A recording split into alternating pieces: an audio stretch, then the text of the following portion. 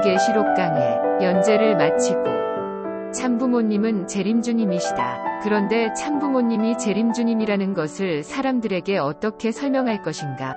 세계 평화를 위한 참부모님의 업적은 너무나도 큽니다. 그러한 설명으로 참부모님께서 재림주님이라고 사람들이 이해하고 받아들일 수 있는가? 예수님이 다시 온다는 뜻의 내용은 기독교 경전인 성서 요한복음 14장 3절, 요한계시록 22장 12절 등 수도 없이 나온다. 원리강론에 의하면 메시아가 참부모로 오신다는 내용과 참부모로 오셔야 하는 이유가 자세히 쉬어 있다. 예수와 성신은 아담과 해와 대신 인류를 중생해 주실 참부모로 오신 분이시다. 인류 역사 종말론 중에서 타락인간이 사탄을 분립하고 타락 이전 본연의 인간으로 복귀하려면 원죄를 벗어야만 한다. 그런데 이 원죄는 인간이 그 참부모로 오시는 메시아에 의하여 중생되지 않으면 벗을 수 없다. 그러므로 타락한 인간은 사탄 분립의 노정을 통하여서 아담과 해와가 성장하였던 기준, 즉 장성기의 완성급까지 복귀한 형을 갖춘 터 위에서 메시아를 맞아 중생함으로써 아담과 해와의 타락 이전의 입장으로 복귀된 후에 메시아를 따라 더욱 성장하여서 창조 목적을 완성하는 자리에 이르게 되는 것이다.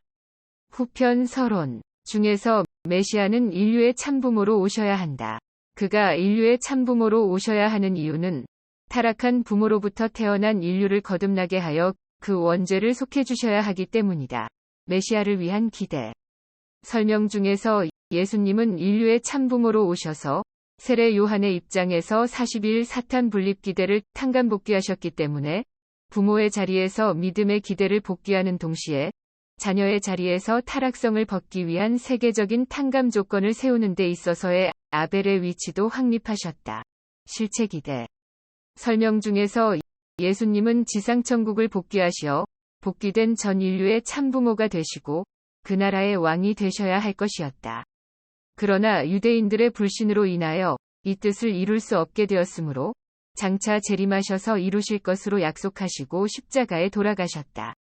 따라서 그가 재림하시어서도 초림 때와 마찬가지로 지상천국을 이루시고 거기에서 인류의 참부모가 되시고 또 왕이 되셔야 하는 것이다. 따라서 예수님은 재림하실 때에도 초림 때와 같이 육신을 쓰시고 지상에서 탄생하시지 않으면 아니 된다. 재림론 중에서 이상의 내용은 통일교회 교리인 원리강론에 나오는 내용의 참부모와 재림주님, 그리고 재림주님이 왜 참부모로 오셔야 하는가 하는 내용의 설명의 일부이다. 이들 내용은 어디까지나 통일교회의 교리이다. 그렇다면 성서의 재림주님은 어떻게 표현되어 있는가? 그것을 알기 위해서는 성서를 자세히 살펴보아야 한다. 왜냐하면 성서에 하나님의 독생자이신 예수님이 십자가의 순환으로 돌아가시며 다시 오신다는 재림의 약속을 남기셨기 때문이다.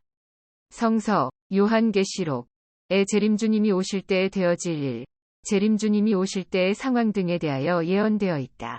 요한계시록의 내용을 자세히 살펴보면 먼저 앞부분인 요한계시록 1장에서 3장까지는 당시의 기독교 신도들의 심정 상태를 언급하면서 동시에 재림 때 신도들의 심령 상태가 어떠해야 하는지가 쉬어 있다.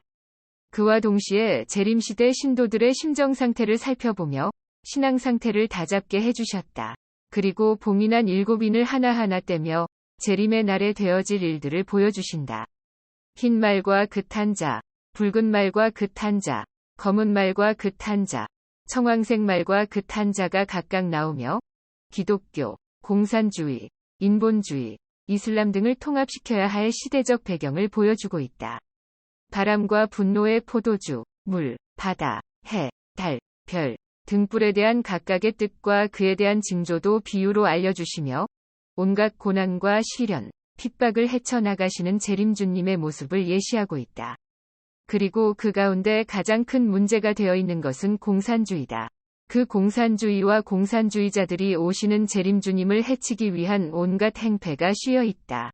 2차에 걸친 세계대전과 한국전쟁, 그리고 사탄으로 비유된 붉은 용의 마지막 발악까지 예언되어 있다.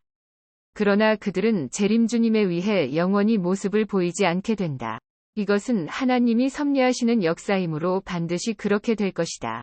사도행전 5장 38-39절에 이 사람들을 상관 말고 버려두라. 이 사상과 소행이 사람에게로서 났으면 무너질 것이요 만일 하나님께로서 났으면 너희가 저희를 무너뜨릴 수 없겠고 도리어 하나님을 대적하는 자가 될까 하노라 하였다. 왜 가정연합에 대하여 이렇게 반대를 하고 야단을 하는가? 가정연합이 참이라면 반대할수록 성장하고 반대하는 쪽은 멸하여 없어질 것이다. 이것이 요한계시록의 결론적 강해라고 생각한다. 현재도 이와 같은 현상은 나타나고 있다. 또한 하나님 나라에 들어갈 사람들에 대한 설명도 예언되어 있다. 그렇지만 선택된 자라 해도 다 천국 갈 수 없다고 한다는 점을 명심해야 할 것이다. 2000년 전 하나님은 사도 요한을 중심 삼고 너무나도 자세하게 그리고 생생하게 재림시대를 보여주셨다. 요한계시록 강해를 시청하면서 참부모님께서 재림주님이심을 증거하고 하늘부모님의 뜻을 이루는 자료로 삼아주시기 바라는 마음 간절합니다. 구독, 좋아요는 많은 힘이 됩니다. 시청해주셔서 감사합니다.